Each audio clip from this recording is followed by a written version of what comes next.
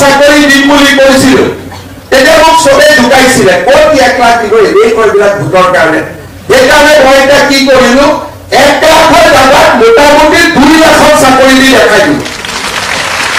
আৰু কালি মই মিটিঙত কৈছো যে মোক বেছি ঢুকাই নাথাকিবি 2 লাখৰ জাগাত 4 লাখত দিবি যে যিমানে ঢুকাবি সিমানে বেছি কৰিম কাৰণ আমি মানুহৰ ভালৰ কাৰণে ৰাজনীতি কৰিছো দুখীয়া অসমক অসম কৰিম এইবাৰ 1.5 লাখ চাকৰি দিছো অহাবাৰ 3 লাখ ল'ৰা ছোৱালীক আমি চাকৰি দিম আমি অসমক অসম কৰিম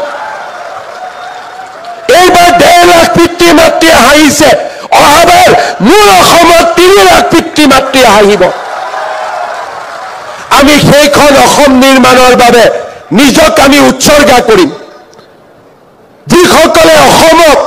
নেপালৰ ফালে চাব যায় মই তেওঁলোকক কম অসমে নেপালৰ ফালে নাচায় অসমে কামাখ্যাৰ ফালে চাব শংকৰদেৱৰ ফালে চাব পৰমুক্তাৰ ফালে চাব লাচিত বৰফুকনৰ ফালে যদি অসমত চৰকাৰী চাকৰিৰ স্বচ্ছতা নাথাকিলেহেঁতেন ইয়াত আপোনালোকৰ 5,500 গৰাকীৰ 50 গৰাকীও ইয়াত নাথাকিলেহেঁতেন ইয়াতে জালুকবাৰী সমষ্টি ল'ৰা ছোৱালী থাকিলেহেঁতেন ৰণোজ পেগুৰ ধেমাজি সমষ্টি ল'ৰা ছোৱালী থাকিলেহেঁতেন আৰু কৰবাত আমাৰ খুলখালী কৰবাত আমাৰ ভনী জোৱাৰী ইয়াত ভৰ্তি হৈ থাকিলেহেঁতেন আৰু অসমত তেনেকৈ নিযুক্তি চলিছিলে আৰু এসময়ত চৰকাৰী নিযুক্তিৰ পিছত পিছদিনাখন বাতৰি কাকতত লিষ্ট ওলাই কোন কাৰ খুলখালীয়ে কোন কাৰ ভিনদেউ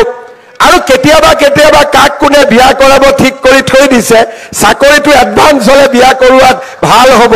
তাৰো লিষ্ট ওলাইছিলে কিন্তু আজি আমাৰ ৰাজ্যখনত এটা ভাবিব নোৱাৰা পৰিৱৰ্তন আহিছে অকল যে শিক্ষকক লৈ নহয় আজি যেতিয়া মই গাঁৱত যাওঁ প্ৰথম প্ৰশ্ন আমাৰ কেতিয়াবা গুৱাহাটীত বহি থকা ব্যক্তিসকলে ভাবে যে নিশ্চয় আমি ইমান লিখা পঢ়া কৰি আছো ফেচবুকত চৰকাৰ এগেইনষ্টত লিখি আছো ইমান কষ্ট কৰি আছো হিমন্ত বিশ্ব শৰ্মাক ল'ৰাবিলাকে লগ পালে নিশ্চয় বহুত টান প্ৰশ্ন কৰে মোক এটাই প্ৰশ্ন কৰে টান প্ৰশ্ন মামা কামাণ্ডোৰ পোষ্ট কেতিয়া ওলাব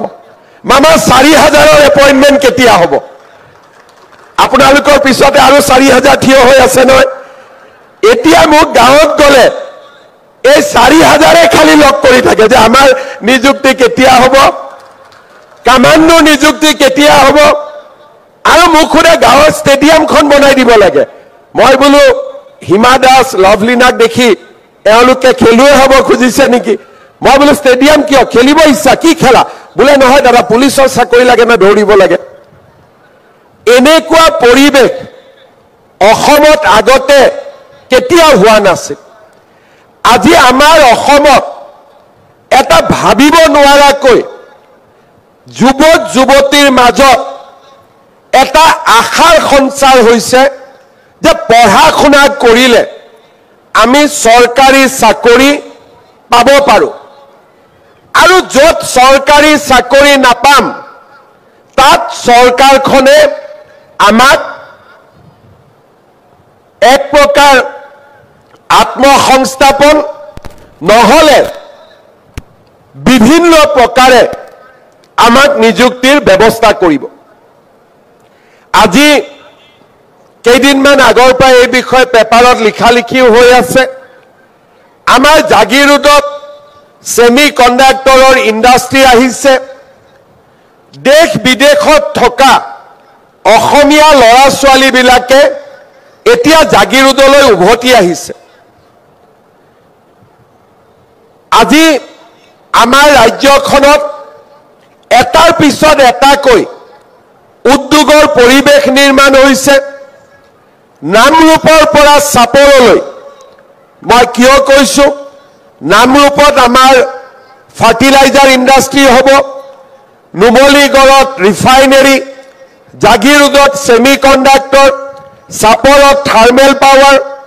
ক'ব গ'লে গোটেই অসমখনতে আজি উদ্যোগ স্থাপনৰ এটা নতুন পৰিৱেশ আৰম্ভ হৈছে। আজি আমাক শিক্ষিত যুৱক যুৱতীৰ প্ৰয়োজন হৈছে আৰু শিক্ষিত যুৱক যুৱতী নিৰ্মাণ কৰিবৰ বাবে আমাক চৰকাৰী বিদ্যালয়ৰ প্ৰয়োজন আছে, শিক্ষক শিক্ষয়িত্ৰীৰ প্ৰয়োজন আছে আৰু দৰিদ্ৰ আৰু মধ্যবিত্তজনৰ মাজত আশাৰ সঞ্চাৰ কৰিবলৈ আমি এটা সুস্থিৰ শিক্ষা ব্যৱস্থা নিৰ্মাণ কৰাৰ প্ৰয়োজনীয়তা আছে। আজি যদি আপোনালোকে অসমত চাই প্ৰত্যেকখন গাঁৱতে একোখন চৰকাৰী বিদ্যালয়ক উন্নত বিদ্যালয়লৈ ৰূপান্তৰ কৰাৰ নতুন এটা নিৰ্মাণ আৰু পৰিৱৰ্তনৰ ছবি আপোনালোকৰ সন্মুখত আহিব। 8 কোটি টকাৰে হাইস্কুলবিলাক নতুনকৈ নিৰ্মাণ কৰাৰ চেষ্টা কৰা হৈছে। চাহ বাগিচাৰ ভিতৰলৈ গৈ হাইস্কুল নিৰ্মাণ কৰা হৈছে আৰু দূৰ দূৰণিৰ অঞ্চললৈ গৈ মহিলাৰ বাবে কলেজ আৰু উচ্চ শিক্ষাৰ বাবে বিশ্ববিদ্যালয় নিৰ্মাণৰ এক ভাবিব নোৱাৰা আন্দোলন আৰম্ভ হৈছে। যোৱাকালি মাত্ৰ আমি গহপুৰত শ্বহীদ কনকলতা বৰুৱা বিশ্ববিদ্যালয়ৰ আধাৰশিলা স্থাপন কৰিছোঁ আৰু আমাৰ চৰকাৰৰ দিনত চাওঁতে চাওঁতে আমি অসমত 16খন নতুন বিশ্ববিদ্যালয়ৰ স্থাপনত আমি আমাৰ অগ্ৰণী ভূমিকা আমি গ্ৰহণ কৰিছোঁ। মহাবিদ্যালয়সমূহত নিযুক্তি বাঢ়িছে, মহাবিদ্যালয়ৰ সংখ্যা বাঢ়িছে, হাইস্কুল হায়াৰ ছেকেণ্ডাৰী নিৰ্মাণ হৈছে, নতুন নতুন পোষ্ট ক্ৰিয়েট কৰা হৈছে আৰু প্ৰাথমিক বিদ্যালয়সমূহকো শক্তিশালী কৰাৰ প্ৰচেষ্টা হাতত লোৱা হৈছে। আজিৰ দিনটোত আমি ৩,৮০০ গৰাকী নিম্ন প্ৰাথমিক শিক্ষক, ১,৭৫০ গৰাকী উচ্চ প্ৰাথমিক শিক্ষক আমি ইউপিত আমি নিযুক্তি দিয়াৰ বাবে ইয়াত সমবেত হৈছোঁ।